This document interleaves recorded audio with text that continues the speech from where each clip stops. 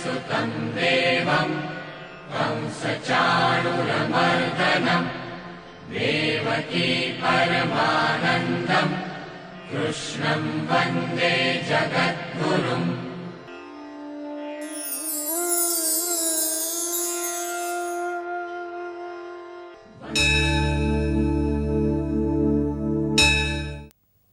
கண்ணன் கழலினை நன்னும் மணமுடையீர் எண்ணும் திருநாமம் திண்ணம் நாரணமே. ஸ்ரீமத் பாகவத புராணம் நாரத மகரிஷி அனைவருக்கும் எடுத்துரைத்தார். கோகர்ணன் அனைவருக்கும் எடுத்துரைத்தார். துந்துகாரி பிசாச சரீரத்தில் இருந்து தானும் விடுதலை அடைந்தான், முக்தி அடைந்தான். இந்த சரித்திரங்கள் எல்லாவற்றையும் பார்த்து பாகவத மாகாத்மியத்தையும் அனுபவித்தோம். இந்த பாகவத புராணம் எங்கெங்கெல்லாம் நடைபெறுகிறதோ சாக்ஷாத் கண்ணன் அங்கு எழுந்தருளி விடுகிறான். பகவானுக்கு எத்தனையோ உற்சவங்களை நாமும் செய்கிறோம்.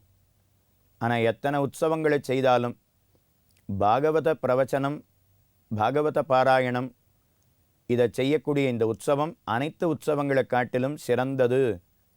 மமோத்சவேஷு சர்வேஷு ஸ்ரீமத் பாகவதம் பரம்.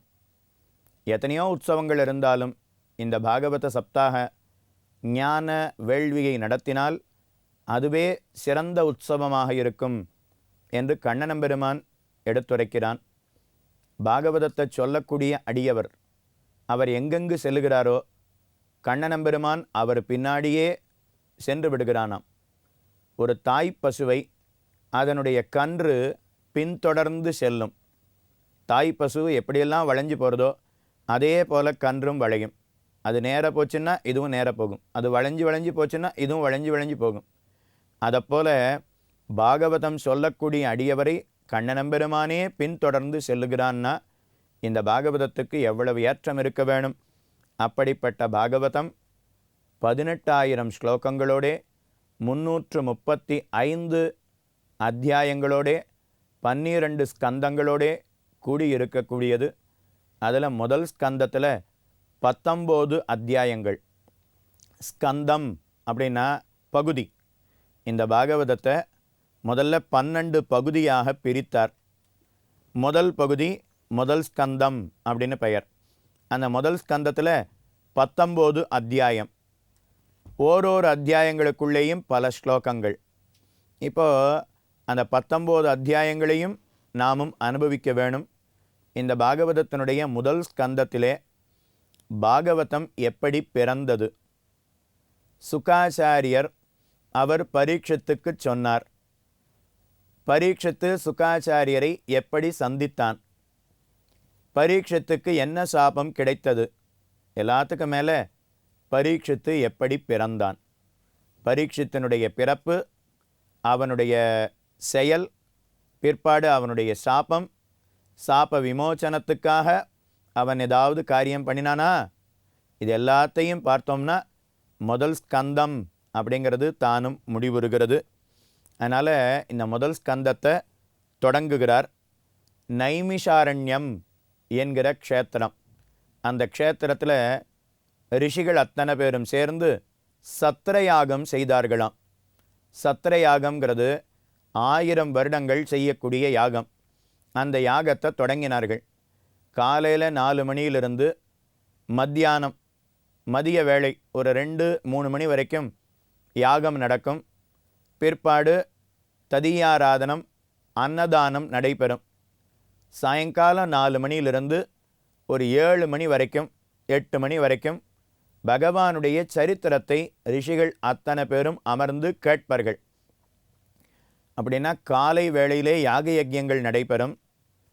சாயங்கால வேளையிலே, மாலை வேளையிலே பகவானுடைய சரித்திரம், பகவானுடைய சரித்திரத்தை அவர்கள் கேட்டுக்கொண்டு இருப்பார்கள். அப்போ யாராவது பகவானுடைய சரித்திரத்தை சொல்லணுமே, யார் சொல்லுவது? அந்த இடத்துக்கு சூத பௌராணிகர் என்பவர் வந்து சேர்ந்தார்.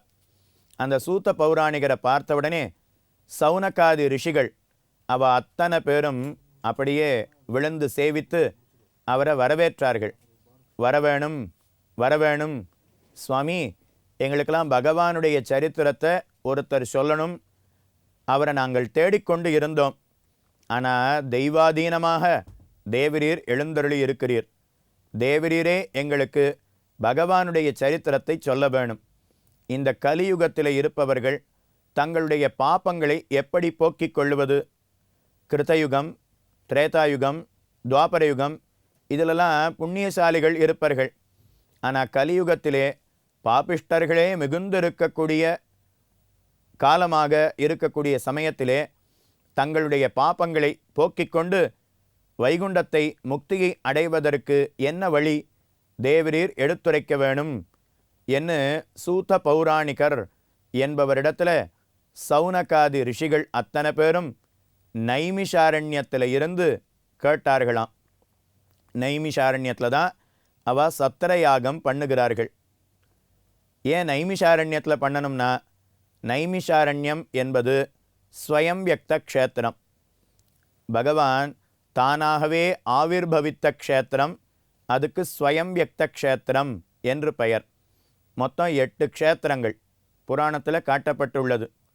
வடக்க ஒரு 4 க்ஷேத்திரங்கள், தெற்கே ஒரு 4 க்ஷேத்திரங்கள். தெற்க இருக்கக்கூடிய 4 என்ன?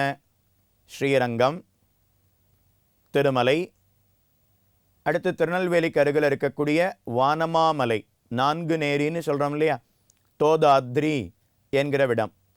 அடுத்து 4வது ஸ்ரீமுஷ்ணம். அப்போ தெற்க இருக்கக்கூடிய ஸ்வயம் வியக்த க்ஷேத்திரங்கள் 4 க்ஷேத்திரங்கள்: ஸ்ரீரங்கம், திருமலை, வானமாமலை, அடுத்து ஸ்ரீமுஷ்ணம். வடக்க இருக்கக்கூடிய 4 என்னென்ன? பதரீகாசிரமம், சாளக்கிராமம், புஷ்கரம், நைமிஷாரண்யம். பத்ரிநாத் அப்படின்னு சொல்கிறோமே, இமயமலையினுடைய மேலே இருக்கக்கூடிய பத்ரீகாசிரமம், அது ஸ்வயம் வியக்த க்ஷேத்திரம். அடுத்து ஸ்ரீ சாளக்கிராமம், முக்திநாத் அப்படின்னு சொல்கிறோம் இல்லையா, நேபாளில் இருக்கக்கூடிய இடம். அடுத்து 3வது ராஜஸ்தானில் இருக்கக்கூடிய புஷ்கரம். 4வது உத்தரப்பிரதேசத்தில் இருக்கக்கூடிய நைமிஷாரண்யம். நைமிஷாரண்யம்னா என்னன்னா, நேமி அப்படின்னா ஒரு விதமான தர்பத்துக்கு நேமி அப்படின்னு பெயர். அரண்யம் அப்படின்னா காடு, ஒரு விதமான தர்பங்கள் நிறைந்து இருக்கக்கூடிய காடு. அதனால் இதற்கு நைமிஷாரண்யம் அப்படின்னு பெயர். அடுத்து ரிஷிகள் அத்தனை பேரும் தாங்கள் பூமியில் தவம் புரிவதற்கு ஒரு சிறந்த இடம் வேணும். எந்த இடத்தை தேர்வு செய்வது யோசித்தா அவர்களுக்குள்ள முடிவே காண முடியவில்லை. எல்லாரும் பிரம்மாவின் இடத்துல போய் கேட்டா, நாங்கள்லாம் சத்திரயாகம் பண்ணுவதற்கு சிறந்த இடத்தை காட்டும். கேட்க பிரம்மா பார்த்து தன்னுடைய தேர் சக்கரத்தை எடுத்து அப்படியே உருட்டி விட்டார். இந்த தேர் சக்கரத்துக்கு பின்னாடியே போங்கோ. இந்த தேர் சக்கரம் ஓரிடத்திலே நிற்கும். தேர் சக்கரத்தில் ஆரம் இருக்கும் இல்லையா, அந்த ஆரம் கூர்மையான முனை குத்தி ஒரு இடத்துல சக்கரம் நிற்கும். அந்த இடம்தான் பூமியில் மிகவும் புனிதமான இடம். அந்த இடத்துல இருந்து நீங்கள் தவம் புரியலாம், யாக யஜ்யங்களை செய்யலாம் என ரிஷிகளுக்கு பிரம்மதேவன் தெரிவித்தார். பிரம்மாவனுடைய சக்கரத்தின் பின்னாடியே அவ வந்த உடனே அந்த சக்கரம் நின்ற இடம், அதுக்கு நைமிஷாரண்யம் அப்படின்னு பெயர். அரண்யம்னா காடு, நேமினா சக்கரத்தினுடைய கூர்மையான முனை. அப்போ ஒரு காட்டில் சக்கரத்தினுடைய கூர்மையான முனை குத்தி நின்றது, அதனால் அந்த காட்டுக்கு நைமிஷாரண்யம் அப்படின்னு பெயர். கண் இமைக்கக்கூடிய நாளி, கண் இமைக்கக்கூடிய காலம். கண் இமைக்கிறமே அந்த காலம், அந்த பூமியில் நாம் இருந்து பகவானை சிந்தித்தால் நம்முடைய பாபங்கள் அத்தனையும் விலகி விடுமா. அதனால் இதற்கு நைமிஷாரண்யம் என்று பெயர் ஏற்பட்டது. அந்த இடத்த தேர்ந்தெடுத்து சத்திரயாகம் செய்யும் பொழுதுதான் சூத பௌராணிகரை வரவேற்று எங்களுக்கு பகவானுடைய சரித்திரத்தை சொல்ல வேணும் என அத்தனை பேரும் வேண்டினார்கள். அவர் பார்த்து, இந்த கலியுகத்தினுடைய கோரம் இதை போக்கணும்னா ஸ்ரீமத் பாகவத பாராயணத்தை செய்ய வேணும். ஸ்ரீமத் பாகவதம் ஒன்றுதான் கலியினுடைய கோலாகலத்தை அடக்கக்கூடியது. கலியில் நமக்கு வரக்கூடிய இருள்கள், துன்பங்கள் அனைத்தையும் போக்கக்கூடியது. ஸ்ரீமத் பாகவதத்தை கேட்க வேணும். இந்த ஸ்ரீமத் பாகவதத்தை பரீட்சித்து ராஜனுக்கு சுகாச்சாரியர் எடுத்துரைத்தார்.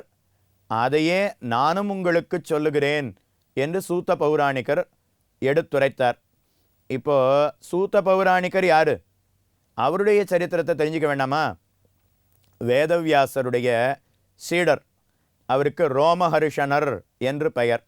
அந்த ரோமஹர்ஷனருடைய பிள்ளை அவருக்கு சூத்த பௌராணிகர் என்று பெயர். வேதவியாசர் அதாவது பிரம்மாவனுடைய பிள்ளை வசிஷ்டர். வசிஷ்டருடைய பிள்ளை சக்தி. சக்தியினுடைய பிள்ளை பராசரர். அந்த பராசர முனிவருடைய பிள்ளை வேதவியாசர். அவர் 4 வேதங்களை பிரித்தார். இது ருக்கு பாகம், இது யஜுஸ்ஸு பாகம், இது சாமபாகம், இது ஆதர்வனம் என்று 4 வேதத்தை பிரித்தார். ருக்வேதத்தை பைலர் என்கிற ரிஷி மூலமாக வளர்த்தார். யஜுர்வேதத்தை வைசம்பாயனர் என்கிற தன்னுடைய சீடருக்கு எடுத்துரைத்து அவர் மூலமாக வளர்த்தார். சாமவேதத்தை ஜெய்மினி என்கிற தன்னுடைய சீடருக்கு எடுத்துரைத்து சாமவேதத்தை அவர் மூலமாக உலகத்திலே வளர்த்தார். ஆதர்வன வேதத்தை சுமந்து என்கிற ரிஷிக்கு உபதேசம் செய்து அவர் மூலமாக ஆதர்வனத்தை, அதர்வ வேதம் ஆதர்வனம், அந்த ஆதர்வனத்தை அவர் மூலமாக வளர்த்தார். அப்போ ருக்வேதம், யஜுர்வேதம், சாமவேதம், ஆதர்வனம் 4 சீடர்கள் மூலமாக வளர்க்க பெற்றது. அதே வேதவியாசர் மகாபாரதத்தை எழுதினார். 18 புராணங்களையும் எழுதினார். அப்போ இதை யார் மூலமாகவாவது வளர்க்க வேணுமே, உலகத்தில் இருக்கக்கூடிய அனைவருக்கும் எடுத்துரைக்க வேணுமே. வேதவியாசர் யோசித்தார், என்ன செய்வது? அப்பொழுது ஒரு சீடர் அபார ஞானத்தோடு இருந்தார். இவர் மூலமாக நாம் இதிகாச புராணங்களை உலகத்தில் இருக்கக்கூடிய அனைவருக்கும் எடுத்துரைப்போம் என வேதவியாசர் முடிவு செய்தார். அவருக்கு ரோமஹர்ஷனர் என்று பெயர். அவர்தான் வேதவியாசரிடத்திலிருந்து மகாபாரதத்தையும் 18 புராணங்களையும் கேட்டு தன்னுடைய சீடர்களுக்கு சொல்ல, அவர்களுடைய சீடர்கள் அவர்களுடைய சீடர்களுக்கு சொல்ல இன்று வரை நமக்கு கிடைத்திருக்கிறதுன்னா அது வேதவியாசருடைய சீடர் ரோமஹர்ஷனரே காரணம். அவருக்கு ஏன் ரோமஹர்ஷனர் அப்படின்னு பெயர் ஏற்பட்டதுன்னா, பகவானுடைய சரித்திரத்தை கேட்டவுடனே மயிர்கூச்செறிந்து அவர் காணப்படுவராம்.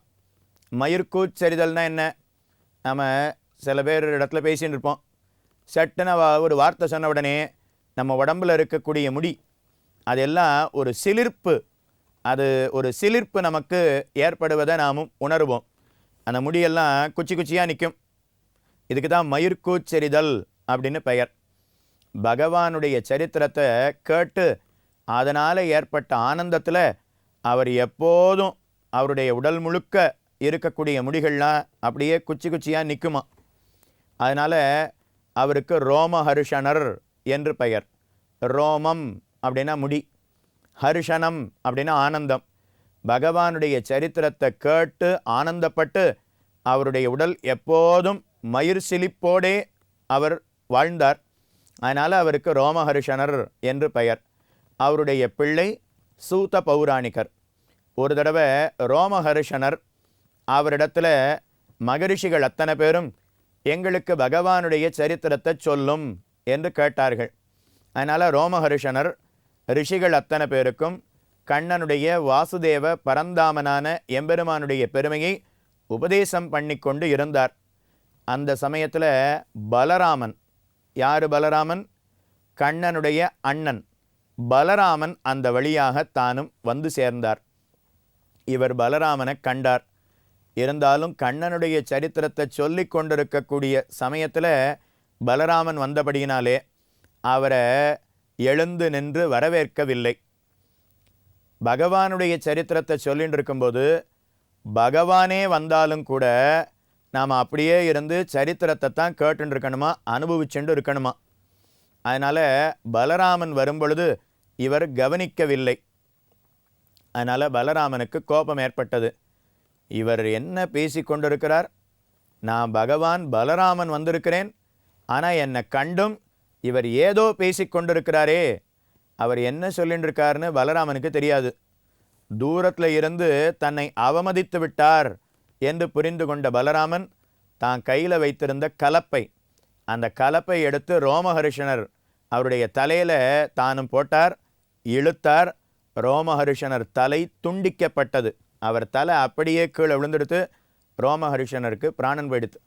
அதுக்கப்புறம் ரிஷிகள் அத்தனை பேரும், ஓய் பலராமரே, நீர் போய் இப்படி செய்யலாமா? பகவானுடைய சரித்திரத்தை சொல்கிறதுக்கு ஆள் கிடைக்கிறதே துர்லபம். அப்படி கிடைத்த ஒருத்தரை எங்களிடத்திலிருந்து நீர் பிரித்து விட்டீரே, தவறு செய்து விட்டீரே என்று சொன்னார்கள். பலராமன் பார்த்து, ஓ, உலக விஷயத்தை பேசி கொண்டிருக்கிறார்னு நான் நினச்சி அவருடைய தலையை தட்டினேன். ஆனால் பகவானை பற்றி பேசின்னு இருக்காருன்னு எனக்கு தெரியவில்லையே, தவறளித்து விட்டேனே, என்ன செய்வது யோசித்தார்.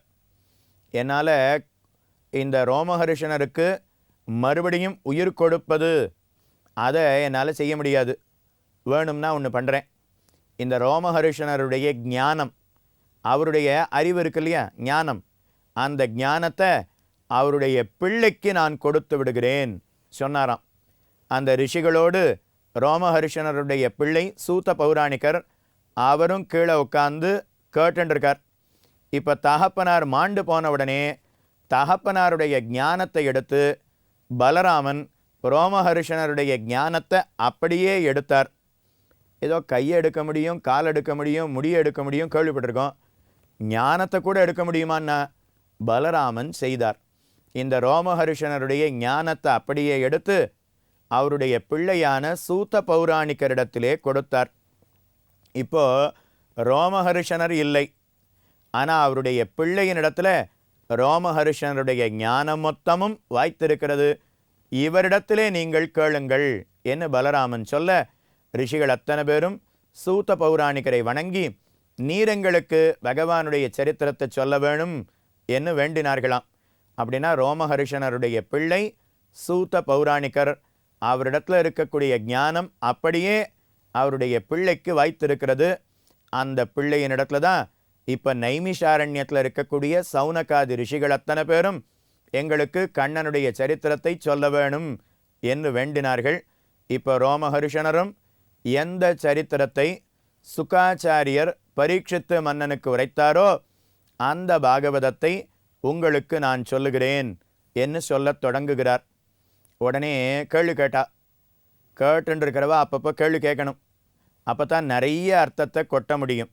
அதனால் சுகாச்சாரியர் பரீட்சித்து மகாராஜனுக்கு பாகவதத்தை எடுத்துரைத்தார். அந்த பாகவதத்தை உங்களுக்கு நான் சொல்லுகிறேன்னு இவர் தொடங்குகிறார். உடனே சுவாமி பாகவதத்தை சொல்லும், சுகாச்சாரியர் பரீட்சித்துக்கு சொன்ன அர்த்தத்தை எங்களுக்கு சொல்லும், வேண்டான்னு சொல்லலை. ஆனால் பரீட்சித்து எப்படி சுகாச்சாரியரை சந்தித்தான், பரீட்சித்து யாருடைய பிள்ளை, அவனுடைய பிறப்பு எப்படி ஏற்பட்டது, இதை முதல்ல சொல்லும். சுகாச்சாரியர் வேதவியாசருடைய பிள்ளை, பெருமை தெரியும். ஆனால் பரீட்சித்தனுடைய வைபவம் என்ன, எப்படி சுகாச்சாரியரை சந்தித்தான், அவனுடைய பிறப்பு எப்படி இருந்தது, இதை எங்களுக்கு சொல்லிட்டு அப்புறம் பரீட்சித்துக்கு சுகாச்சாரியர் என்ன சொன்னாரோ அதை எங்களுக்கு சொல்ல வேணும் என்று கேட்க, இப்போ சூத பௌராணிகர் பரீட்சித்தனுடைய சரித்திரத்தை தானும் எடுத்துரைக்கப் போகிறார். யாரு பரீட்சித்து? அபிமன்யுவனுடைய பிள்ளை. யாரு அபிமன்யு? அர்ஜுனனுடைய பிள்ளை. யாரு அர்ஜுனன்? உங்களுக்கே தெரியும். அப்போ அர்ஜுனனுடைய பிள்ளை அபிமன்யு, அபிமன்யுவனுடைய பிள்ளை பரீட்சித்து. அப்படின்னா அர்ஜுனனுக்கு எப்படி பிள்ளை பிறந்தான் அபிமன்யு, அபிமன்யு எப்படி மாண்டு போனான், அபிமன்யுவனுடைய பிள்ளையாக எப்படி பரீட்சித்து பிறந்தான், பரீட்சித்துக்கு என்ன சாபம் ஏற்பட்டது, சுகாச்சாரியரை எப்படி சந்தித்தான், இந்த அத்தனை விஷயத்தையும் நாமும் பார்க்க வேணும். மேலும் சந்திப்போம்.